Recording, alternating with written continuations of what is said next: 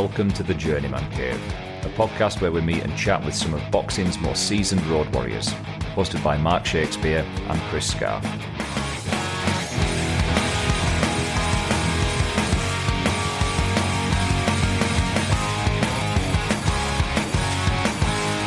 Welcome back to the Journeyman Cave, everybody. Episode 5, Mr. Shakespeare. Flying now, mate, aren't we? It's getting a nosebleed up here. This week we have Harry Matthews. The little I do know about Harry, he's been around a little while. He's done some fighting. Oh, just a little bit, mate. Yeah, he's been around the block quite a few times as Harry. Very nice guy. It was a pleasure to meet and speak to him. I've always wanted him on. I know he's been in Barnsley a few times. Yeah. Including beating a couple of our Barnsley fighters, which I'm not happy about. Boo. Yes. But we'll let him off. And also, he could be next year's Bond, you know, in his acting career. Actor and boxer. Yeah, we'll touch on that later on about Harry's trying to get his own film out about boxing and, and he's hoping to get his 100 fights in and then concentrate a bit more on his acting. So you never know, he might see a bit more in what telly after this. Might do. I mean, you've already seen more of him than me because, as we'll see in this episode, you flew solo for the majority of it, didn't you? Down to my tardiness. But we don't need to go into that. No, quality's probably gone down, mate, without you there, to be fair, hasn't it? I doubt that very much. I suppose we may as well go and listen to you talking to Harry Matthews. Go on, bang him in. Now, mate, it's good to see you, buddy, finally. We meet. Good to see you. Yes, how are we getting on, mate? Yeah, I'm doing all right, yeah. I mean, last week you got stopped. Yeah. I mean, by the time this goes out, you probably had 100 fight, but... Do you know what? The week before that, I had a fight against Josh Stokes in Birmingham. It was a good fight. You know, I looked at him and I thought, he's going to come, he's going to bring it. He looked solid. He would look like he'd be quite hard to hit, real long arms and that. And when I went out there, I stood in front of him and I just let my fist go. And for the first couple of rounds, I thought, I'm having some success here. And I caught him, do you know what I mean? And, he was a strong kid. And then rounds 3 and rounds 4 were just a brawl, do you know what I mean? But it was a toe-to-toe war, good fight. I felt that one kind of thing, but I got through it and I was buzzing. And then obviously I got offered the fight the week after. Against the Irish kid I boxed. Was it a 6-rounder as well? That? It was, That's the 4th, doesn't it? Yeah, it was a 6-rounder. Yeah, he was called, John Corfey, or John Carpenter his name was. Strong kid. Trained by Katie Taylor's dad. I was thinking, this might be a bit of a job. So, but do you know what? I didn't stop feeling a fight from Birmingham till about Thursday. And then by the time, Friday came, it was time to weigh in, time to fight. We had to travel to Scotland on the day. And to be honest with you, I'd had loads of PT clients that week. I'd had a few other things that I had to sort of look at, take care of. And I just don't think my head was fully in it on the night. And I just got caught with a shot. I got dropped. I got up for the count. But I just thought, you know what, I've not been a big head. I've got a commercial next week. I can't be bruised for that. It's worth a bit of money to me, is that one. I just thought, today's not my day. Let's just have a month off, and just come back to it, regroup. I just thought, I'll go out there and get dropped again. My head hadn't cleared, and my coach, was looking at me just to say, it's not working tonight. It's just one of them nights. It's happened before. I've gone out there, been dropped in round 1, and it just wasn't working. There's other nights I've gone out there with kids who are much better, and I've stood and traded toe to toe. I've got success, and it's just been my night. Sometimes it's just that I'm just like, sometimes I don't listen to my body. I'm just like, no, we could do another round, we could do another fight. How old are we now, Harry? 34. Still got a few years in tank. I'm aging like a fine wine, what can I say? Yeah, definitely, man. So shall we go back to where it started then, mate, and how you got into it, pal? Yeah. So, when I was in school, I was always doing a bit of martial arts and all that kind of stuff. I was I was into the action films of Bruce Lee, Arnold Schwarzenegger, Sylvester Stallone, all them, Van Damme. My granddad would always, he's a Cockney bloke, my granddad from Brighton. Oh, yeah. We'd always sit and watch these martial arts films and it'd be like that, John Claude Van Damme would be like, you want to do a bit of what that Sean Van Damme does? I'm like, what do you mean? Bit of martial arts, mate. So I tried it, did the martial arts, and then I thought, and we got to some of the clubs, and I couldn't afford it at the time. I got my black belt in jiu-jitsu, but I was like, I want to compete. And at the time, there weren't that many jiu-jitsu competitions going on until like now it's massive, innit, with the MMA. Yeah. So I might have done it if I'd have carried on a bit longer. But there were a little box there. What was it? I was doing, my mum used to run a gym in Pocklington. She used to run a couple of gyms. You know, mum's a, successful sort of fitness instructor and, gymnastics coach and all that. So I always had a bit of a sporting background. Anyway, she used to train this young girl called Natalie Asquith. And her dad was an ex-professional boxer. He turned pro, but he'd had a lot of fights for a club called Market District. He had about 50 odd fights. He only lost about 8, but he were renowned for being a big puncher. Yeah, and you know what? I met him at the gym. He was just this little stocky guy that always used to say all right to me. And he seen me doing some stuff on the bags. I was doing a bit of kicks and all that. And he come up to me. He's like, "All right, old lad, what are you doing there?" And I was just like, "Oh, I'm doing a bit of kickboxing." He went, "Kickboxing?" He says, "Yeah." He goes, "You want to try boxing?" He says, "Boxing is a much better sport." I says, "What do you mean boxing is a much better sport?" I says, "I'm doing my kickboxing." He went, "Oh, why don't I bring my pads down? We'll have a little go," kind of thing. And then that's where it started. Right. This guy taught me to throw punches. I remember the first 5 or 6 sessions, my hands were aching after every session, my wrists, everything. And he taught me the basics from scratch, everything. He taught me how to double up on my ups to the body, to roll, to slip inside. He was teaching me stuff that pros were getting taught, and I hadn't even had a fight yet. Yeah. Do you know what I mean? And then, he sort of took me under his wing. He was like my Mickey, from Rocky. Yeah. And I was getting in trouble in school all the time and stuff. And when I met him, everything just changed. And he started taking me around boxing gyms in Leeds. And I went to, he sort of ended up taking me to a gym called Round One, Sharky's Round One, amateur boxing club in Meanwood. And that's where a lot of people like Jack Bateson and Mark Bateson would evolve from. Yeah. There were a lot of decent kids that started there. And I ended up sparring a pro called Danny Reynolds when I was about 15, 16. Danny Reynolds was a former Central Area champion. The man used to make me work. And I tell you what, he didn't hold back in sparring. So I had no choice but to get, to get kind of better. Ended up having, a fight for them. But like, so what was I going to say? I started training there quite a lot, and then obviously it took me a while to get a fight for them. So I ended up joining a club in York, where I'm from. Yeah. And I had 3 fights for them. It was All Saints amateur boxing club. I got to 3-0, and then I decided to go back to Sharky's Round One in Leeds, and then I had a fight in the championships on my 4th fight.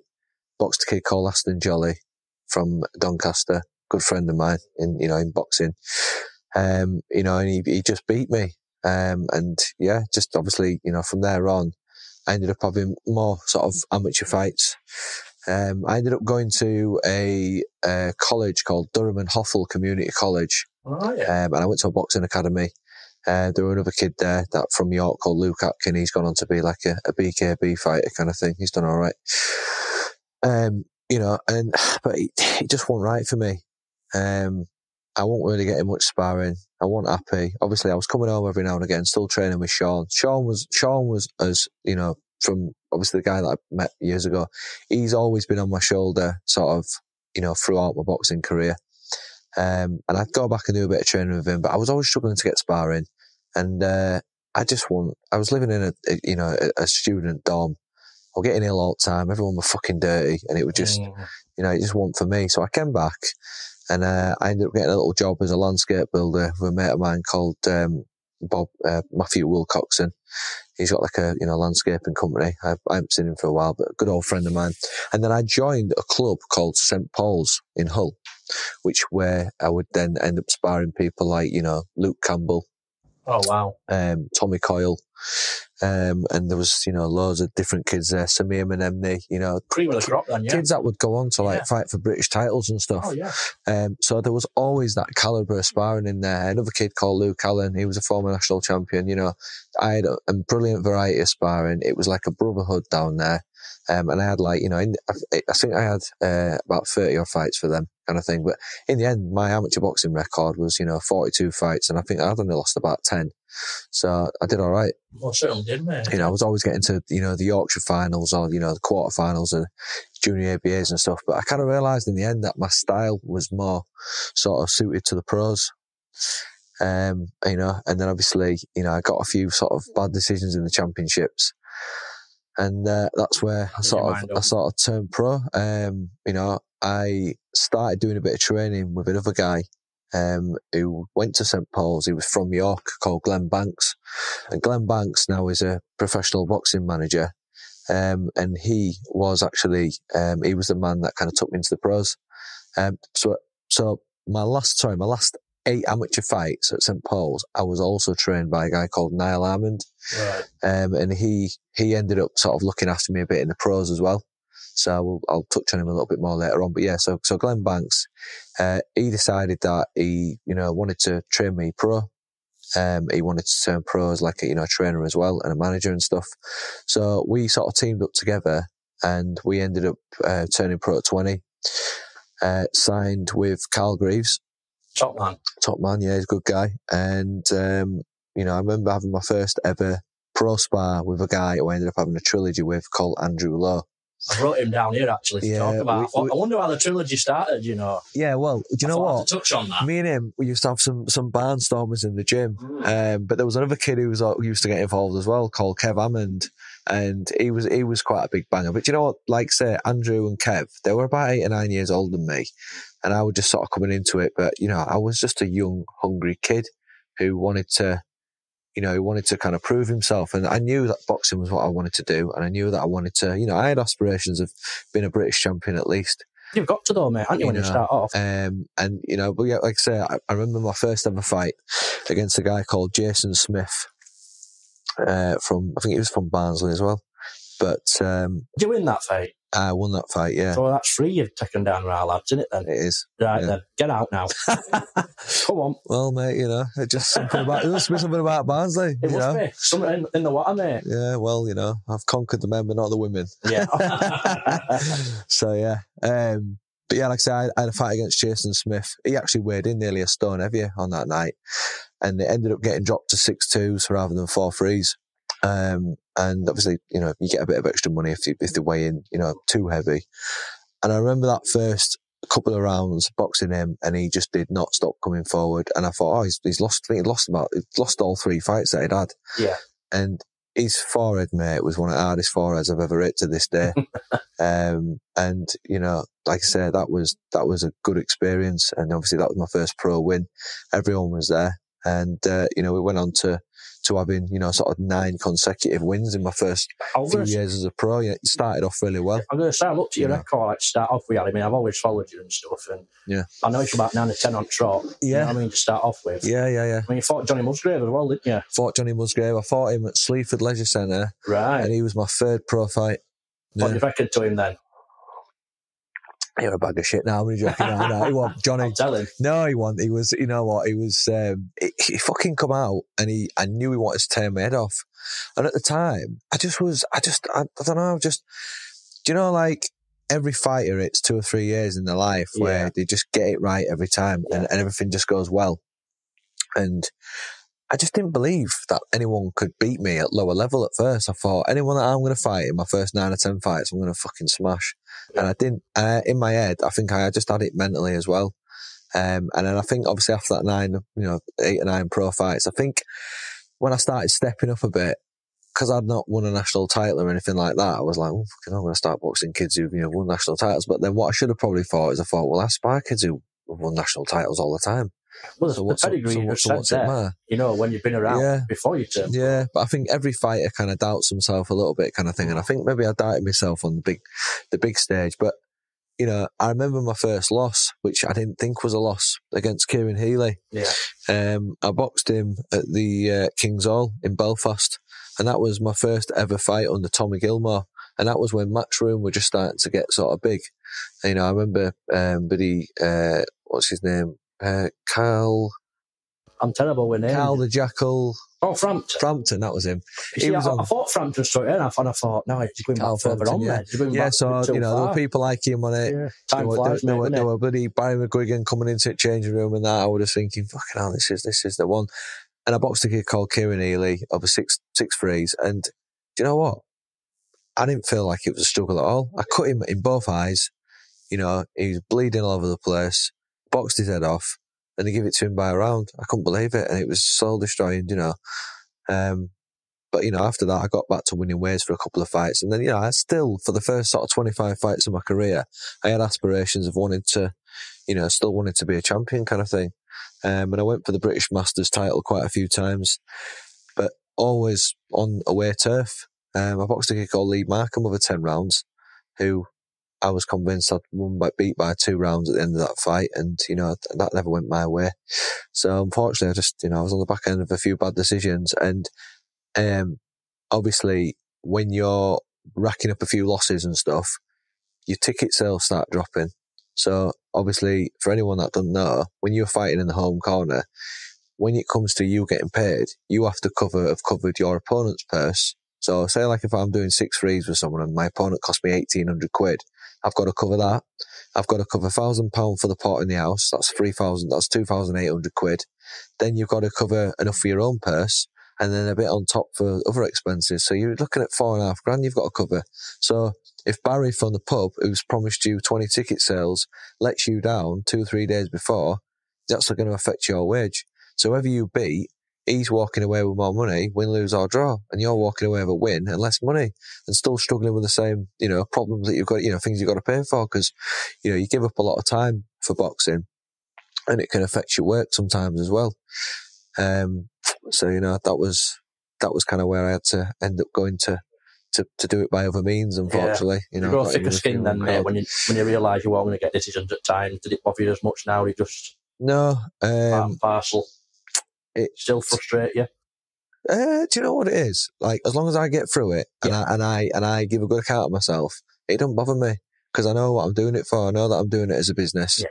Yeah. But when a guy hits me and I think, I could take that, and and I see vulnerabilities, then I think I'm gonna have a go. No matter what, I always think to myself, as long as I've given my best, and when I watch it back, it's competitive, then that's my job done. I can at least, be satisfied with that. You're in competitive fights, Sally.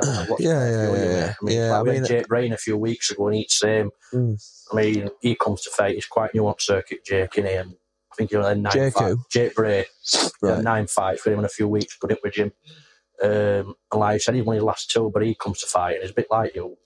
I mean, he wants to. I think even as a journeyman, though, you always learn in every fight, and I think there's always that time. There's always a couple of that time in your head where you think, if I see an opportunity here, I'm going to get a win. Yeah. Because why not? I mean, if you don't go in there with that attitude, you're going to get hurt. If you go in with the attitude of some journeyman going there with the attitude thinking, I'll just cover up, and I think, fucking hell, like when I've had that attitude, it's you get more hurt kind of thing. Do you know what I mean? Whereas if you cover up thinking, right, I'm gonna catch you, I'm gonna counter him, and you try and be competitive through each round, then you get through it a lot easier. But it's never easy. Like I said, sometimes I look back and I think, fucking hell, how have I got through 77 pro fights? How am I still doing this shit? But it sounds like you're being looked after a little bit though as well, man. It seems like you've had some good people around you.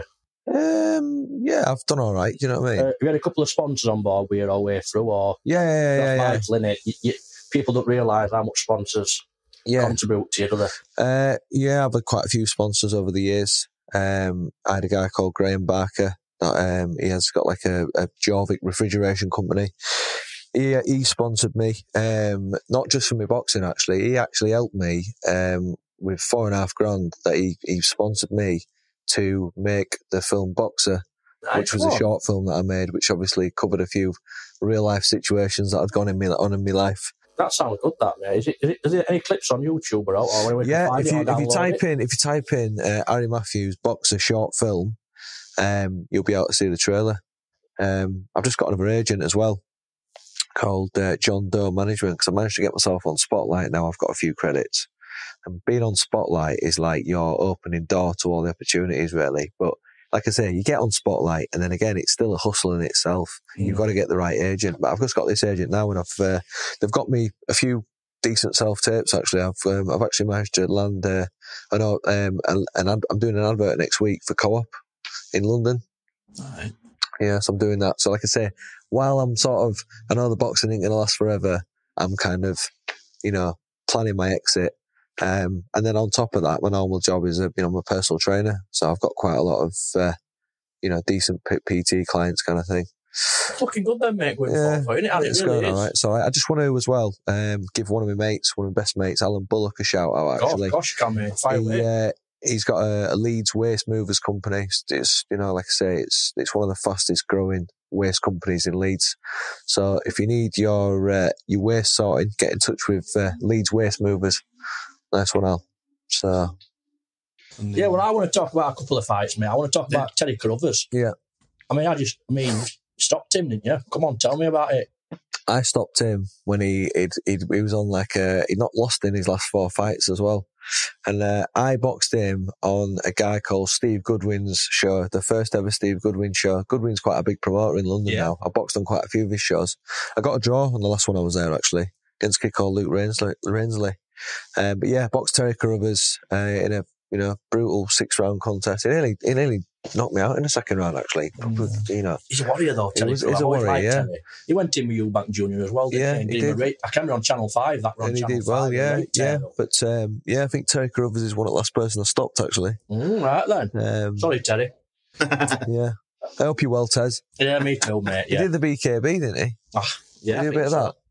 What is he doing? A little bit of white collar still, or? I've tried getting in touch with him, but I can't seem to find anything. I'd love to have Terry on, to be fair. I think he'd be a great one to have on. Yeah, I mean, I don't know what he's doing now. He hasn't really put him on for a while, has he? Did he have about 60-odd fights in the end? I don't think he had that many. Did he not? No, about 50 or 40, mate. Did he? Yeah, I don't think he had as many as you thought. I know that he ended up... Did he win the Midland area title? Yes. Yeah. Yeah, he's a top kid.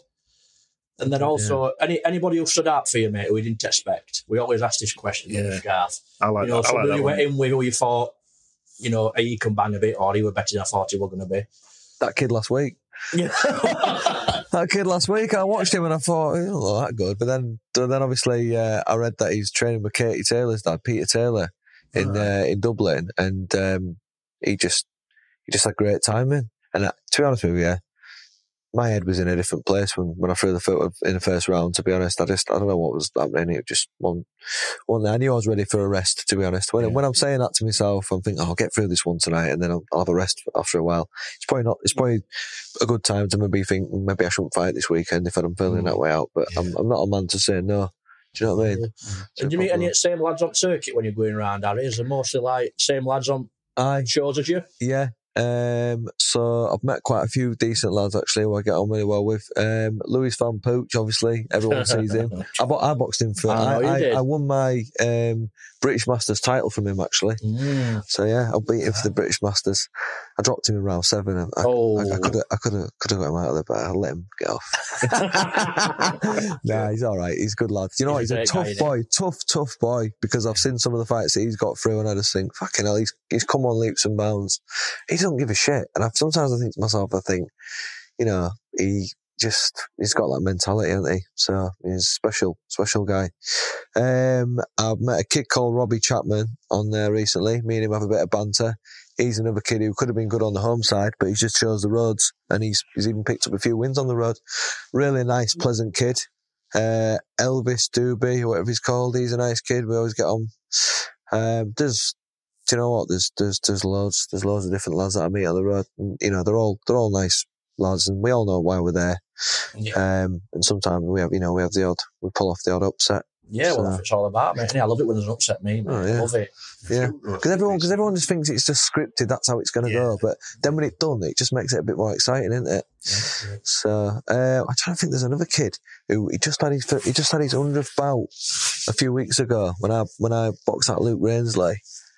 He's a dark skinned guy. I can't remember what his name is, but he was a nice lad. I'd have to. We can find that out, mate. Yeah, I've obviously lost a bit of memory loss from all the bangs today. Yeah, mate. I think I've done all right. I think I've done all right so far. You've done brilliantly, mate. So far, to be fair. Yeah. Feels like it was down, I think, innit? Talking on the spot. So, yeah, if there's anything I've not covered, just... No, of course you've covered it, mate. What do you think to Nick Blackwell when you fought him? Do you know what? When I first fought him, for the first 3 or 4 rounds, I thought, this is quite easy. I can hit him at random. He just comes forward. He's there to be hit, and I was sharp. And in round 6, boom, caught me, dropped me, and then it was just a war after that. It was just, his strength was his strength and his relentlessness and just coming forward. But yeah, we did a good 10 rounds, me and Nick for the English title. Yeah, we did a good run. And then obviously, I boxed Eubank as well, which I would say was a fight that made me did that fight, because that was a fight where I was thinking, people probably expected me to get stopped. Oh, yeah. I went the distance. I gave a good account of myself. I come out about a scratch. I blooded up his nose. He said he was going to stop me though, didn't he? He said he was going to stop me in 3 rounds. He was going to do him 3, didn't he? And he won. I remember that. And I remember going up to him. Yeah. I remember going up to him after the fight, and his ear went like that. Went, "You didn't stop me," and he just went that kind of thing. And I walked off, and that was my win. Yeah. Getting to the distance was my win. And people, it don't matter what fight I've ever had, people go, "George, when you box Eubank," and that's it's nice for people to say. And what's his name? Nick Manners, another character. He trained me for that. He trained me for a few fights, actually. We won a few together as well. Good guy. He was a good mentor for that fight, was Nick Manners. We had some good times together, some good training camps. What was your nickname then? My nickname? Have you got a nickname, Harry? The Pocklington Rocket. Yeah. So, do you know what it is? I never created that nickname. I remember I was about 2 or 3 and 0, and I picked up the Boxing News one day and it said, the Pocklington Rocket, Harry Matthews. I was like, I like that. I love that. So whenever I've had a problem in my life or whatever, I remember a few of my mates used to go, "It's all part of the Rocket Show, pal. Just deal with it." And I'm just like, what a bad day. Brilliant. So, in the ring and out of the ring, in life. So... Yeah, so you've struggled a bit with depression as well, haven't you, mate, as well? Yeah, I've had a few ups and downs kind of thing, I'm not afraid to say, but, I've never dealt with it through medication. I've always dealt with it through, training or been around good people, and, there's always a reason why you're feeling that way out, and there's always a way to kind of sort it, one of my biggest battles in life has probably, I've not been able to see my kid in recent times, kind of thing. That's awful, mate. It's not been nice. Been a lot of head games and manipulation and stuff been sort of thrown out there. This whole Amber Heard trial. It kind of it's nice to the fact that there's a bit of awareness being raised for abusive women out there. I'm not saying there's there's a lot of good women out there. I've met a lot of good women, but I also know there's a lot of bad women out there, and that's because it seems to be like one rule for one, another for another for another.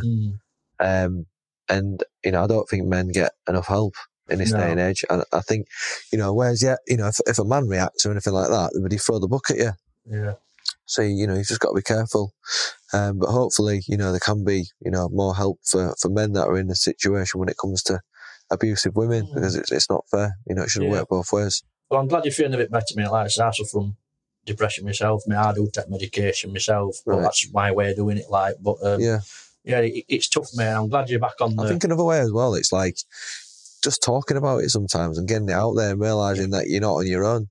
Certainly. And I was feeling a bit that way out the other day, and I watched one of my heroes on a video called Sylvester Stallone, and someone asked him a question and said, "How would you deal with mental health?" And he said, "What you got to remember is whether you're rich, whether you're poor, whether you're all right, everyone suffers with mental health. Everyone has mental battles, there's nobody that's bloody high 100% of the time, with every high, there's going to be a low, and the same, it's going to go back up again, but you just got to deal with them.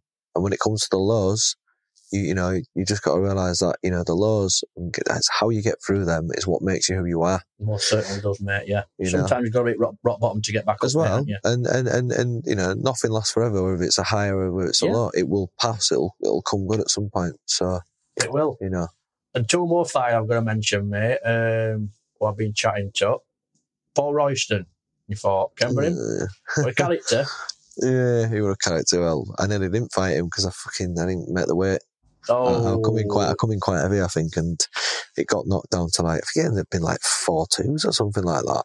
And I remember thinking as well, I got no disrespect towards him, whatever, but I remember thinking, 4-2s, I thought, I'll get him out of there, I'll stop him.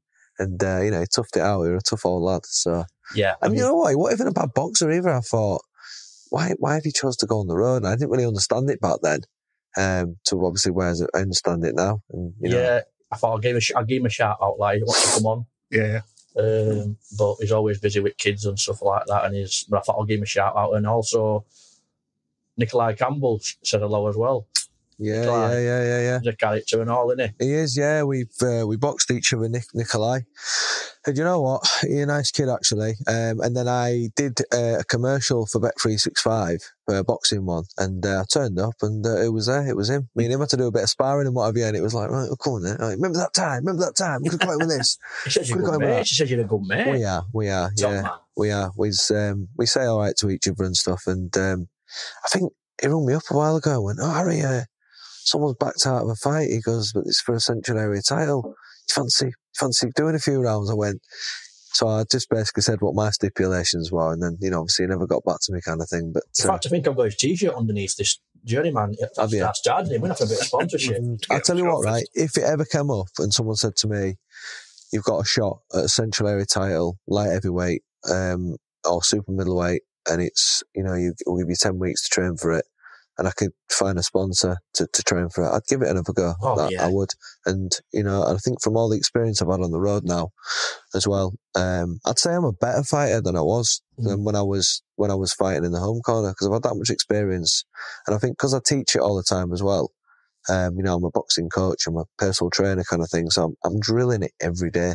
Sometimes when I've had fights, it's because I've probably, trained a few people the day before, and I've not had much time to recover. So sometimes my downfall is not having enough recovery time before I actually fight. When I get it right, and there was one time I got it right, and I've never got it right as much as I got it right this time, is when I fought Ben Davies.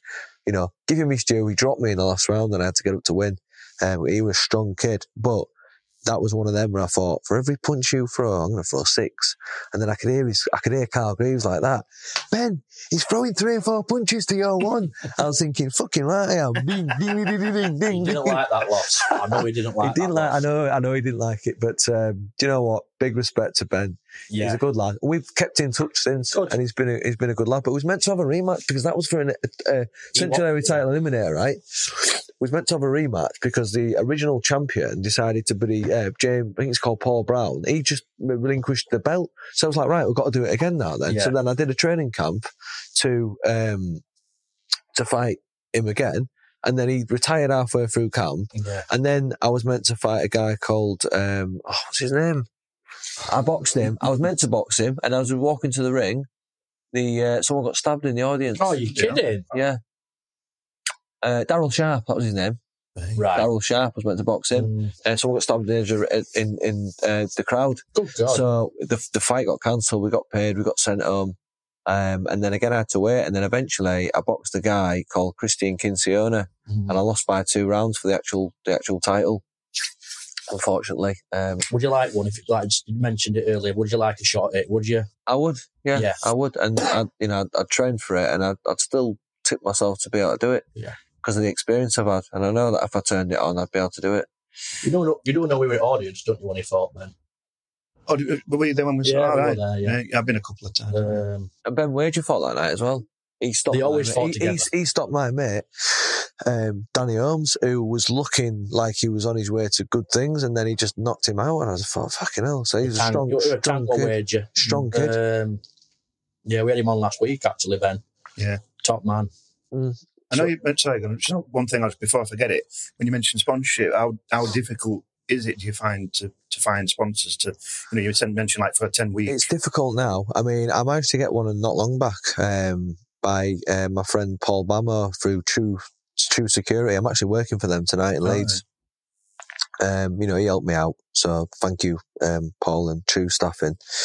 But yeah, it's been quite tough, especially during COVID and stuff, trying to get money out of people is quite hard. I mean, even journeymen, they still need the odd sponsor to be able to, to get, head guards, gloves, shorts, things like that. Even like stuff that's going to cover your fuel costs and your food, or just make your life a bit easier. Say like if I get an hard fight, I might think I'm taking this week off work and I'm gonna train a bit harder this week, and even stuff like that. So it kind of covers your wages, kind of thing. So. You've got a week's wage to cover. Yeah, vital, aren't the sponsors? People don't realise that. Well, I'm self-employed, so you know it's even harder. So, like I say, I'm a jack of all trades. Wow, you have to be. So 77 at the minute. Then, when we leave this, yeah, you're going to get Sentry, aren't you?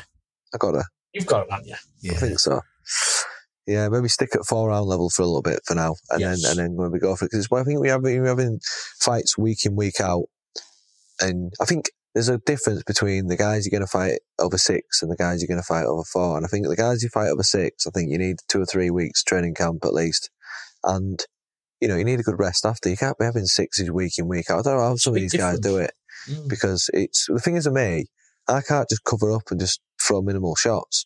I have to go out there and have a fight. And if I go out there and have a fight, chances are I'm going to need a bit of recovery time after. And obviously, you know, there's no spring chicken now, mate. I know, mate. You know, I was getting older. It is, isn't it? I was getting older. So. Have you got much lined up then, fight-wise? I think my manager's got me a few in June and a few in July, but I'm hoping to get a little older sorted as well. Yeah. So, but like I say, if I've actually got a self-tape to do tomorrow for something called Locked Up Abroad. You ever heard of it? No. You ever heard of Banged Up Abroad? You know where they do the reenactments and stuff? Right. Well, if I get this tape, it's I've got to go to the Philippines to film for 10 days in the June. So if that comes off, I'll be, you know, if something big comes off in the acting and things like that, and it's a decent job or commercial or whatever, then I don't need to get punched in the face, man. No. You know. I don't, but no, it's more bigger than being on here wheels, though, is it really? I mean, maybe after this. I'm taking it for a coffee in a minute, mate. I know. But, like I say, even if it takes me a little bit longer, I'll probably try and hit my century. And well, let's make a date. If I don't get this entry, no matter where you're at, we'll go and see you. I think we should, definitely. We'll buy tickets and we'll come and see you all. Jim? And Jim come in and all. I think on my century, I think I want to try and sell tickets for that one. And I'd like maybe to sell tickets for my 100th fight. And, you know, be nice to get a win on that one, wouldn't it? Keep it local. Absolutely. We haven't got much money down here. Okay. Yeah. Well, if I did do it, I'd probably do it somewhere like Leeds or something, you know what I mean? Well, you'll do what we have to get done, mate, but we'll try our best to get down to that 100th, mate, support you. And it's been an absolute pleasure speaking to you, mate, and I've really enjoyed Yeah, it's good. It's thank you very much. It's good to tell my story. Now, and can you sign your glove for us, mate? Yeah. I don't suppose you're a southpaw, are you? I'm not. No, I'm going to have to sign that southpaw on my own, I think. You're right.